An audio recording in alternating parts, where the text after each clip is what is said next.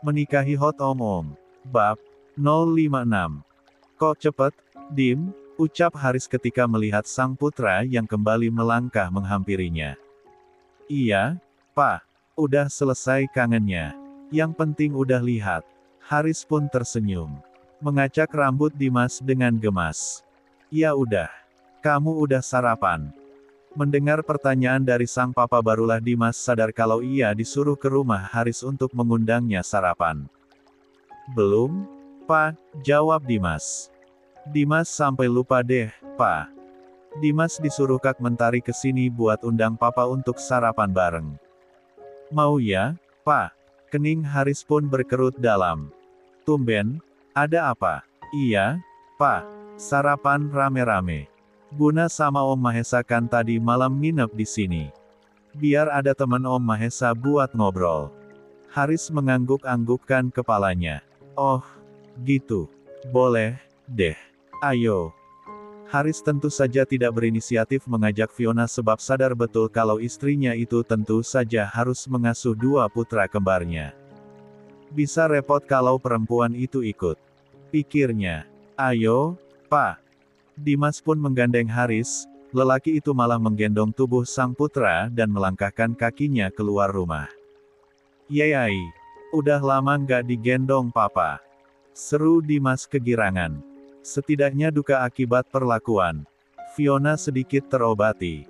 Haris terkekeh tentu saja. Melihat sang putra yang seperti itu membuat hatinya tercubit sendiri. Sebegitu krisiskah perhatiannya untuk anak-anaknya? Kamu makan yang banyak dong, Dim. Ringan banget ini.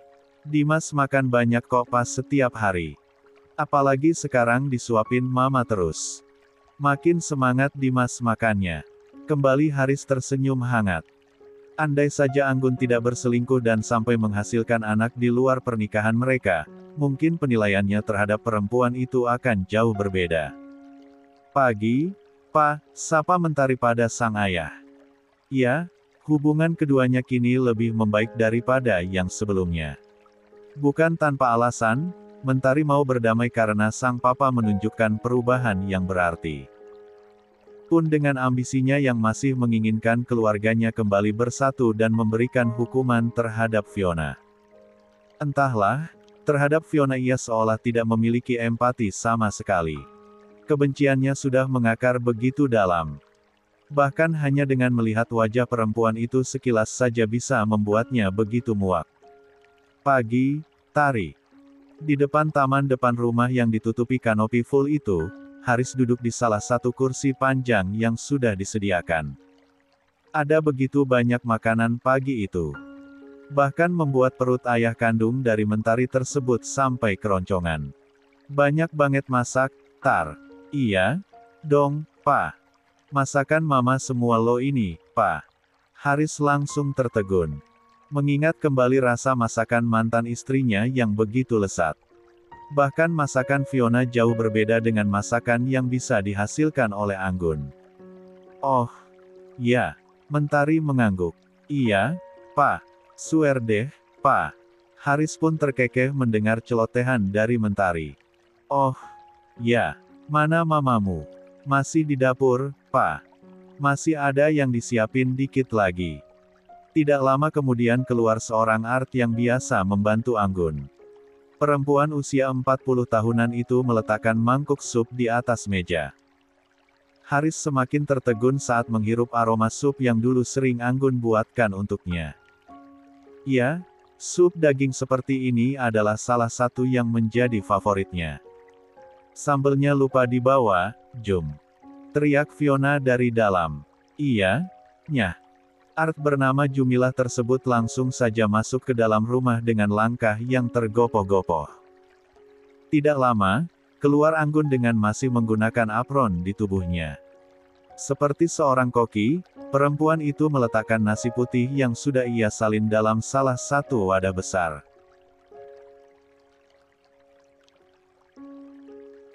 Perempuan itu terjengit kaget saat mendapi Haris sudah duduk rapi dengan Dimas yang sudah berada di sebelahnya. Anak perempuan itu benar-benar nekat dengan mengundang mantan suaminya itu untuk bergabung bersama. Padahal ia sudah melarang Mentari tadi, Tapi ia lupa kalau Mentari mewarisi sebagian sifat Haris yang keras kepala. Setelah semuanya selesai, tidak lama kemudian datang Widya dan Mahesa yang berjalan dari arah luar pagar.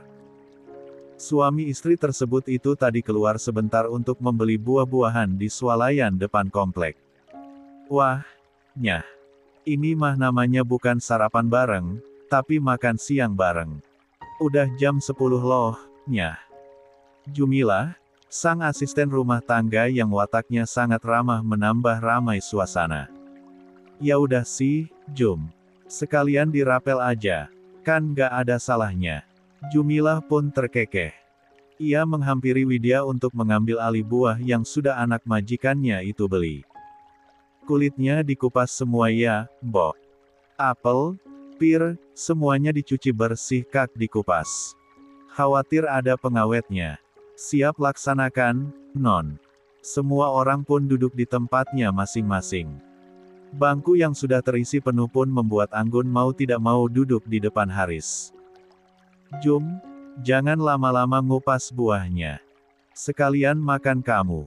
Iya, nyah. Entah kenapa Haris menelisik wajah mantan istrinya yang ia lihat semakin cantik saja. Apalagi dengan hijab yang menutupi kepalanya itu membuat daya tariknya sendiri. Cie, lihat-lihat, nanti naksir mama lagi berabe loh, Pak. Tari. Tegur Anggun sambil memberikan pelototan tajam pada sang putri yang duduk di sebelah kiri ayahnya tersebut. Tari hanya terkekeh saja. Masih sempat menjulurkan lidahnya ke arah sang mama. Sarapan pagi itu berlangsung normal seperti biasa, tidak ada yang aneh. Haris bahkan menikmati sarapan pagi itu dengan perasaan yang tidak bisa diungkapkan. Ia seolah bernostalgia dengan semua masakan Anggun. Sampai pada akhirnya, suara seorang perempuan mengalihkan atensi yang sedang duduk menikmati hidangan. Mas, kok Mas malah ada di sini? Kepala semua orang terangkat. Fiona datang dengan wajah tidak sukanya. Fiona udah masak loh, Mas. Haris yang baru saja mengusap bibirnya menggunakan tisu pun langsung menoleh ke belakang. Istrinya tersebut sudah berdiri di belakang Haris dengan tatapan teduhnya. Mas, Fiona cariin Mas Haris loh kemana-mana, ternyata Mas malah di sini. Fiona tentu saja tidak ingin lepas kendali dengan protes ke sang suami yang malah diam-diam makan di tempat mantan istrinya. Lah ingin mempertahankan sisi seorang istri sempurna di depan suaminya. Ia tidak ingin lagi Haris menganggapnya sebagai perempuan kasar yang dulu pernah lelaki ini sematkan pada kakak sepupunya. Haris adalah sosok laki-laki yang hanya bisa dikendalikan dengan sikap. Semakin perempuan itu menurut dan bersikap lembut padanya, maka lelaki itu akan memperlakukannya dengan baik. Tapi sebaliknya, jika perempuan itu berusaha menunjukkan sisi benarnya di depan Haris dengan segala kekeras kepalaan layaknya Anggun, maka lelaki itu tidak akan segan untuk bertindak. Iya, Vi. Diajakin Dimas sama Mentari. Kembar tidur. Kok malah kamu tinggal? Fiona merangkul Haris dari belakang. Berusaha menunjukkan kepemilikannya di depan Anggun. Iya, Mas. Lagi pada bobo kok. Kalau nangis, kan nanti kedengeran. Dimas yang merasakan tidak nyaman saat Fiona berdiri di belakang ayahnya langsung menyingkir. Ia berjalan membawa piringnya dan berjalan ke arah Widya yang duduk di samping sang mama. Kok pindah, Dek? Tanya Mentari keheranan. Ialah yang paling peka dengan perubahan sikap sang adik. Tampak sekali raut sedih yang Dimas pancarkan ketika Fiona hadir di antara mereka. Gak apa-apa, Tata. Dimas mau dekat sama Buna sama Mama. Fiona jelas tidak merasa bersalah sama sekali. Lah bahkan tidak pernah memarahi Dimas sama sekali. Sikapnya tadi naluriah yang berasal dari seorang ibu untuk melindungi anaknya. Padahal ia juga sudah tahu jelas kalau penyakit Dimas itu tidaklah menular. Pulang yuk, Mas. Udah selesai, kan makannya? Mentari yang sudah jengah setengah mati mencengkeram erat sendok dan garpu yang ada di tangannya. Sudah. Anggun yang sedari tadi diam kemudian mengambil inisiatif. Makan sekalian di sini, Vi. Masih ada banyak makanannya. Enggak, Mbak. Makasih udah nawarin. Haris yang baru saja minum meletakkan gelasnya di meja. Coba kamu makan masakan kakakmu ini, Fiona. Rasanya dari dulu sampai sekarang nggak berubah. Kamu bisa belajar masak dari Anggun. Tentu saja hati Fiona merasa tercubit. Suaminya ternyata masih menyukai masakan Anggun. Padahal, selama ini ia sudah belajar masak berbagai masakan yang Haris sukai. Kalau masakannya Mbak Anggun mah nggak usah diraguin lagi, Mas. Emang selalu enak rasanya. Wanita cantik berwajah kalem itu kemudian duduk di sebelah Haris. Beneran boleh nih, Mbak aku gabung di sini. Anggun bahkan mengambilkan piring dan nasi untuk Fiona. Boleh, Vi. Ini, biar ASI kamu tambah banyak. Kembar butuh nutrisi yang cukup tentunya. Haris semakin terharu melihat sikap Anggun yang benar-benar berbeda. Wanita itu kini benar-benar terlihat menenangkan. Makasih, Mbak. Fiona sebenarnya amat sakit hati dengan suasana yang seperti ini. Tapi ia mencoba untuk menahan semuanya. Sedangkan Mentari, ia merasa kesal karena entah kenapa mamanya itu malah bersikap baik pada Fiona. Buahannya tadi masih ada nggak? Tanya Anggun pada Jumilah yang duduk di sebelah kirinya. Masih, Nyah. Masih ada beberapa. Mau Jum kupasin lagi? Iya, Jum. Kalau kamu udah selesai makan aja. Nambah dulu makannya. Jumilah mengusap perutnya yang sudah kekenyangan. Mana muat lagi sih, Nyah. Udah kenyang banget perut Jum. Masakan Nyonya enak banget lagi. Sayang, nih, Nyonya nggak cepet-cepet cari tuan baru. Pasti seneng suaminya kalau dimasakin makanan kayak gini setiap hari. Ucapan Jumilah seperti tamparan keras untuk Haris. Bukan tidak tahu perempuan itu kalau yang ada di hadapannya adalah mantan suami sang majikan, ia mengetahui semuanya sebab dijadikan sekutu oleh Mentari. Sengaja ia berbicara seperti itu di depan Haris dan Fiona. Kontan saja, diam-diam Mentari mengacungkan jempolnya untuk asisten rumah tangganya itu. Kamu itu ngomong apa sih, Jum? Sudah tua saya ini. Mending ngurusin anak-anak. Jumilah mendesahkan napasnya. Tidak setuju dengan ucapan Anggun. Tua apa sih, Nyah? Umur 43 itu termasuk masih sangat muda. Bahkan Nyonya masih bisa punya 3 anak lagi dari suami baru Nyonya. Hush. Ngomong apa kamu ini, Jum? Beneran? Loh, Nyah. Temen Jum aja yang umurnya udah 47 masih hamil anak ke-6 loh, Nyah. Jum aja. Sampai nggak habis Fikri. Dia juga dapat suami baru gitu, Nyah.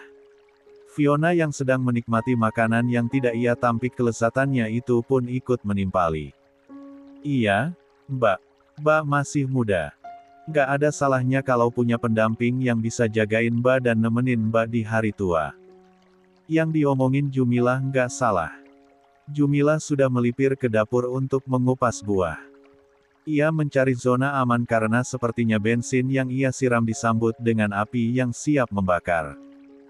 Mama tuh nggak kepikiran ia buat cari-cari laki-laki lain. Soalnya ya gimana, Mama sibuk sama bisnis dan anak-anaknya. Lagian kalau cari laki-laki baru, bakal ngerepotin. Ngabisin waktu.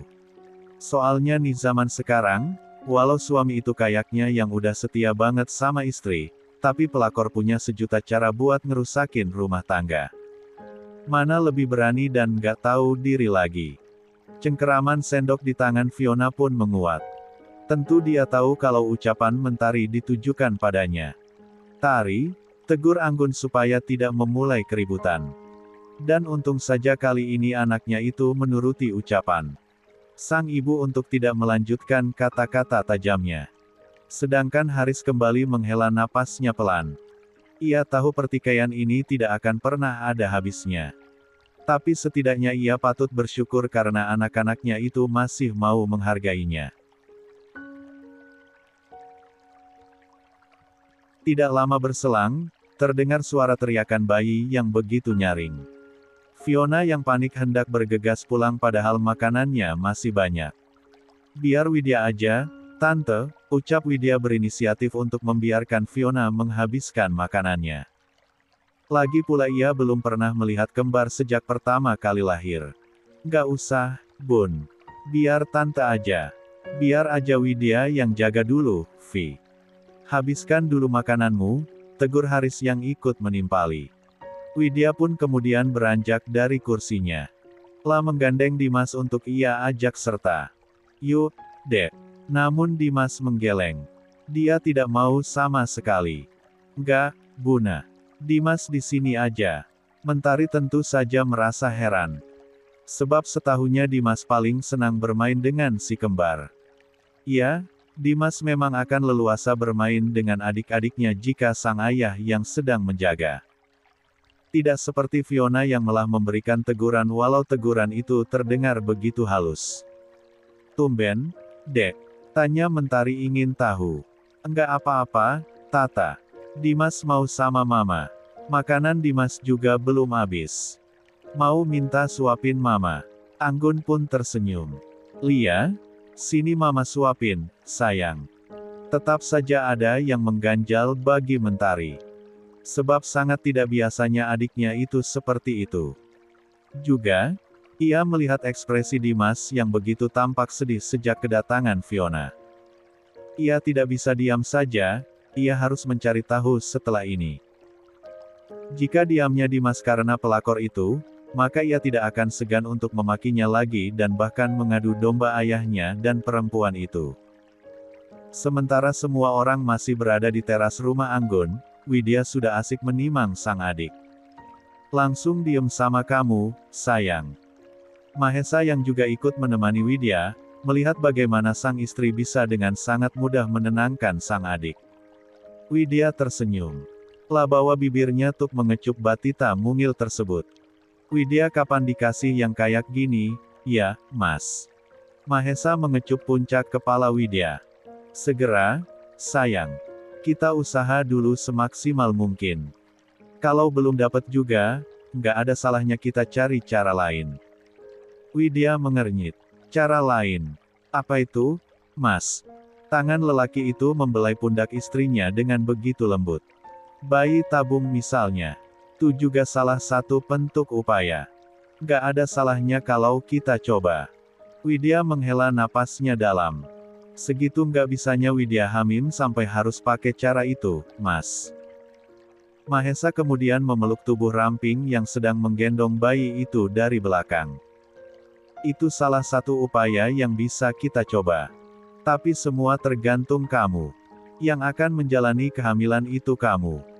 Tubuh kamu adalah hak prerogatif kamu, sayang. Kamu boleh hamil kapanpun kamu siap.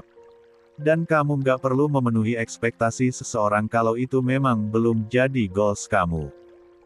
Jangan mencoba menyamakan langkah kita dengan langkah orang lain.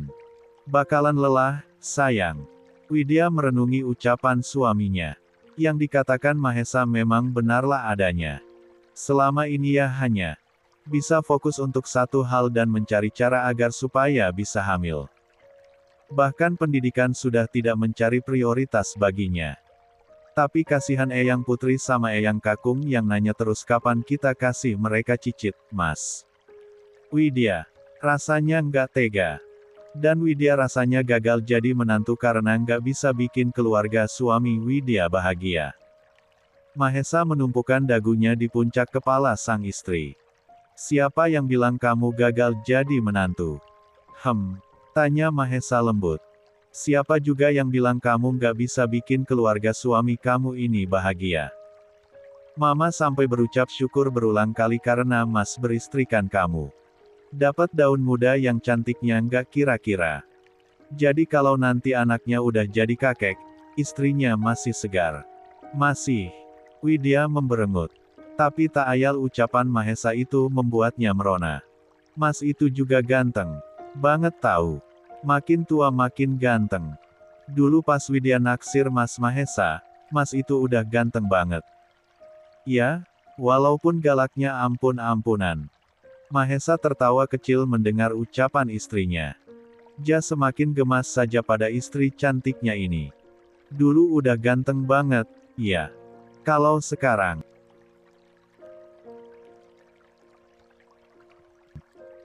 itu ganteng pake banget, banget.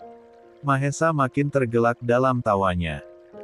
Lelaki dengan kacamata kotak bening yang bertengger di hidung mancungnya itu makin gemas dan berulang kali mencium batang leher istrinya yang sehalus sutra.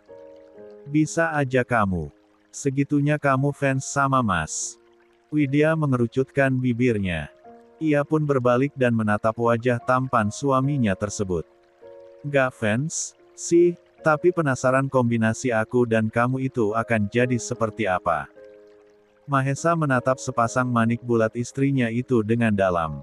Mas juga penasaran. Kalau perempuan, Mas pengen dia secantik kamu. Lelaki itu membawa tangannya untuk membelai wajah halus istrinya. Bu jarinya bahkan mengusap bibir. Perempuan itu dengan lembutnya. Bahkan Mas pengen punya banyak anak dari kamu. Widya meneguk ludahnya susah payah. Tanpa sadar Mahesa menoreh sesuatu dalam hatinya. Maafin Widya, Mas, ucap perempuan itu dengan mata yang berkaca-kaca. Widya belum bisa kasih apapun buat Mas Mahesa. Semakin pelat tatapan Mahesa pada istrinya. Tangannya bahkan berhasil mengusap buliran bening yang menitik di pipi gadisnya tersebut. Don't cry, baby. Trust me. Suatu saat Mas pasti bisa bikin kamu hamil. Air mata itu makin mengalir. Dan Mahesa segera memeluk Widya dari samping sebab di antara mereka ada bayi yang sedang tidur terlelap dalam gendongan.